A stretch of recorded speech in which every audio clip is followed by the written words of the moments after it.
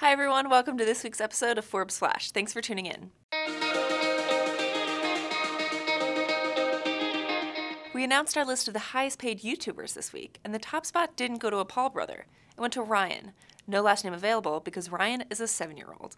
The first grader made $22 million over the past year through his YouTube channel, Ryan Toys Review, and a collection of toys and apparel now sold at Walmart. In case you aren't one of Ryan's 17.3 million followers, here's what you could expect. The self-labeled entertaining and funny star unboxes toys, explaining different features, allowing viewers to be a part of the joy of a new toy.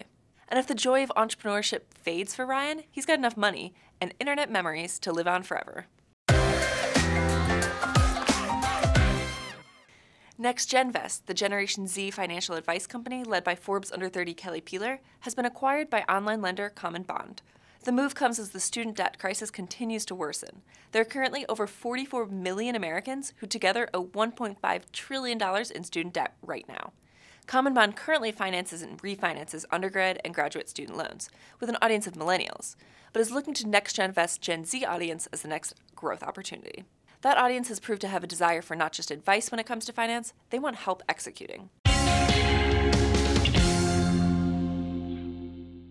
The 15th annual list of the world's most powerful women is out, featuring icons, innovators, and instigators who aren't just part of the world's most powerful industries. They're changing them from the inside out. German Chancellor Angela Merkel takes the top spot for the 8th year in a row. She may not be running for re-election in 2021, but leading Europe's largest economy makes her the de facto female leader of the free world. Right behind her on the list is Theresa May, who has been negotiating the Brexit details for the past 2 years, up against pushback from both her party and the opposition. But the names on the list aren't just politicians. They span a variety of industries. Taylor Swift, the youngest on the list of 100, is number 68. Anna Wintour cracks the top 50 at number 48. Serena Williams represents athletes at 79, and multiple philanthropists also make their marks, notably Melinda Gates and Priscilla Chen. Get inspired by the whole package by scrolling through #PowerWomen across social media. Marriott revealed last week that a massive hack had led to the theft of personal data of 500 million customers of its Starwood hotels. Customers were shocked at the magnitude of the leak, but for those who'd been following the company's digital security, it wasn't a huge surprise.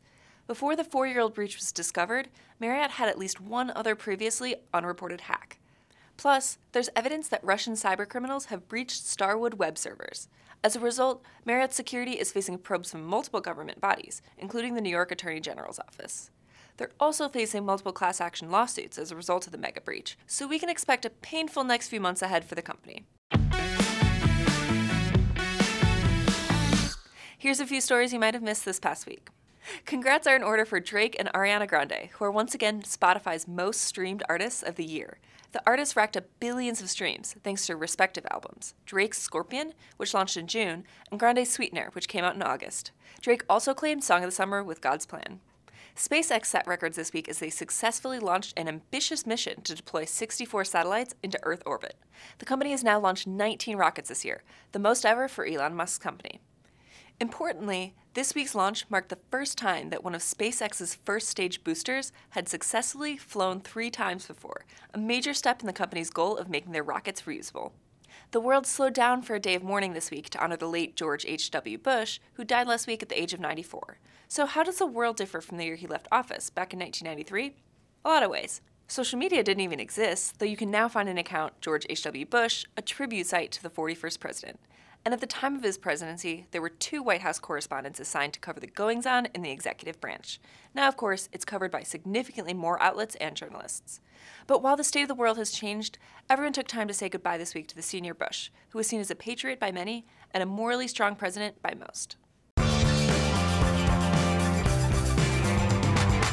A group of Asia's wealthiest and most influential gathered in Singapore this week to talk about the business of blockchain. The conversations took place amidst the cryptocurrency industry's value meltdown, which has seen the collective market cap drop of 47% in the past 3 months. But it wasn't all about crypto. Other uses of the blockchain technology came up, such as a move to put a massive palm oil supply chain on a blockchain. On the ground for Forbes, staff writer Michael Del Castillo kept up with live updates via Twitter. Insights included conversations such as one with CZ, the co-founder and CEO of cryptocurrency exchange Binance, who says he will be launching Binance Chain very soon, and that he predicts, quote, there will be millions of coins and thousands of blockchains. Be sure you're following Forbes Crypto for all of our coverage of the crypto world.